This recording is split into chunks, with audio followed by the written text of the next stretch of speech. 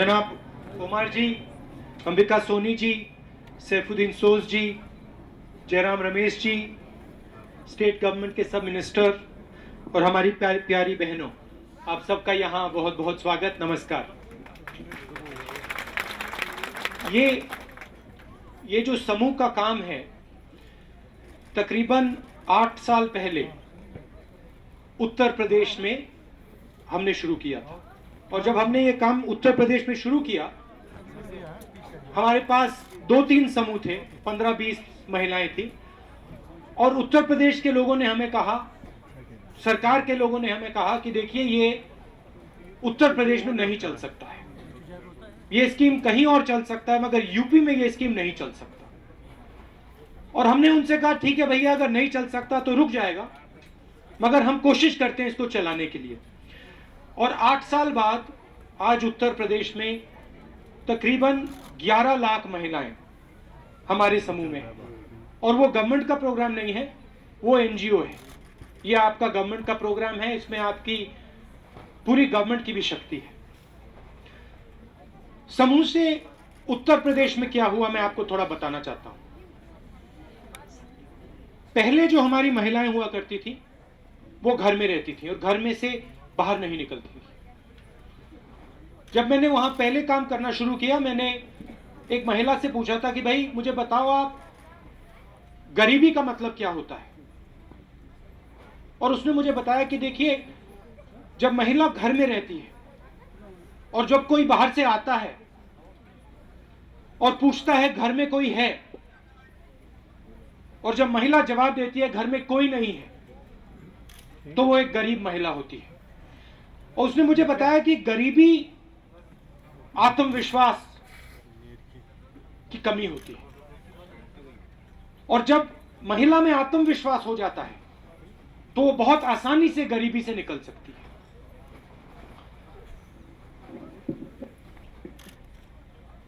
उमर ने कहा कि 50% महिलाएं होती हैं। और अगर आप बाकी प्रदेशों को देखें, जिस भी प्रदेश में महिला जागरूक हुई है, जिस भी प्रदेश में महिला खड़ी हुई है, एक साथ खड़ी हुई है, जिस भी प्रदेश में आत्मविश्वास महिला में आ गया है, वो बहुत तेजी से आगे गए। और इसलिए हमने ये प्रोग्राम जम्मू कश्मीर में चालू किया है कि हम चाहते हैं कि आप सब मिलकर हर एक महिला को, जम्मू कश्मीर के हर एक महिला को जोड़ें। और ये जो आपका उम्मीद का प्रोग्राम है, इसमें आप सबकी शक्ति दिखाई दे।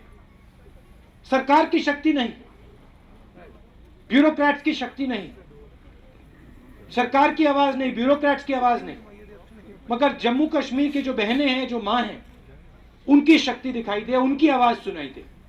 और एक ऐसा दिन आना चाहिए जब आपकी आवाज इतनी जोरों से सुनाई दे कि जब आप कुछ बोलें एकदम आपकी सरकार रिस्पॉन्ड करे, एकदम आपको आपकी सरकार आपकी आवाज सुने।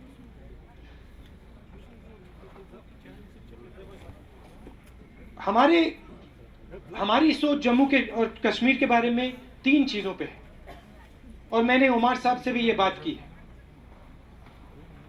सबसे पहले महिलाओं को शक्ति देना, महिलाओं को एक साथ जोड़ना और महिलाओं को बैंक से जोड़ना। आप में से काफी महिलाओं ने कहा, काफी बहनों ने कहा कि देखिए यहां बैंक्स की कमी है, और सही है, सही बात है।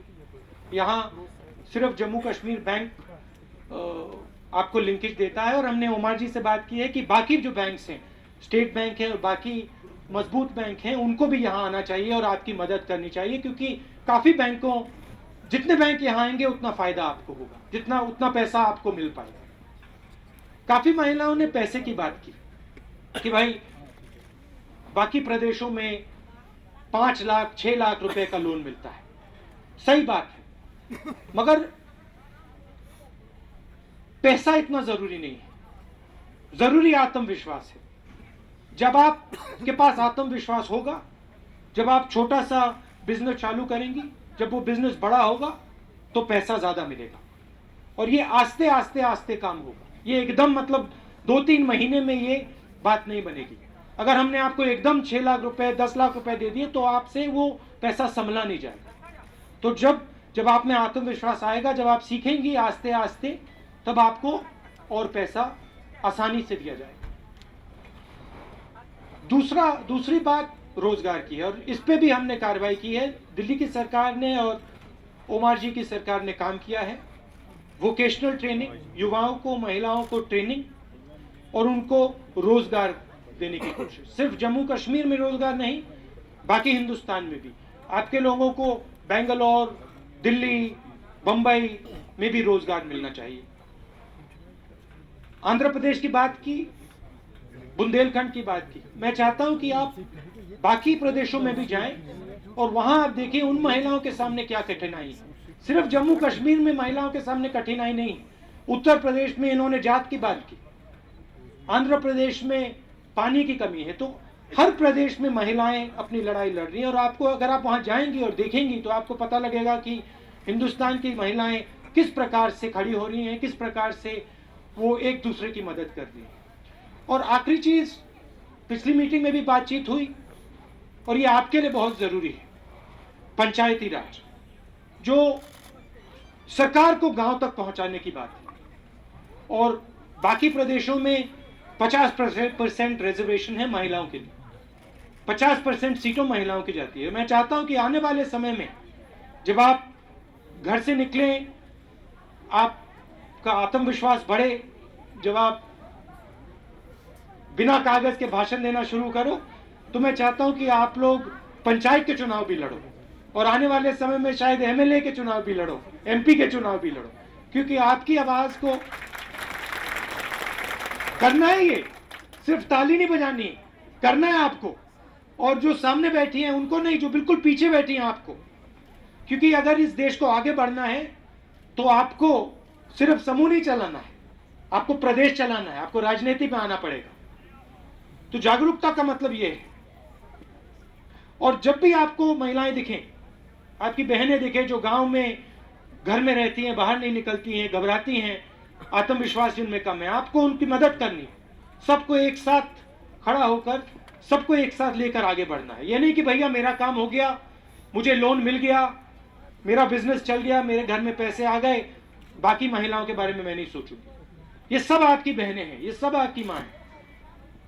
मैं यूपी की महिलाओं को कहता हूं कि देखो, आपने अपना काम कर दिया, घर में आपने बैंक लोन ले लिया, आपका पैसा आ गया।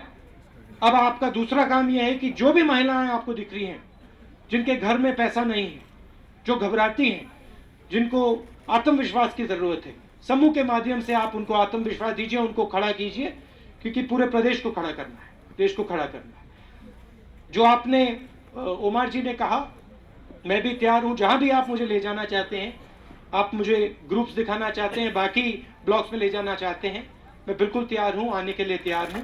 आप सिर्फ फरमाइए कहां ले जाना चाहते हैं और मैं पहुंच जाऊंगा। आप सबका बहुत बहुत धन्यवाद। नमस्कार।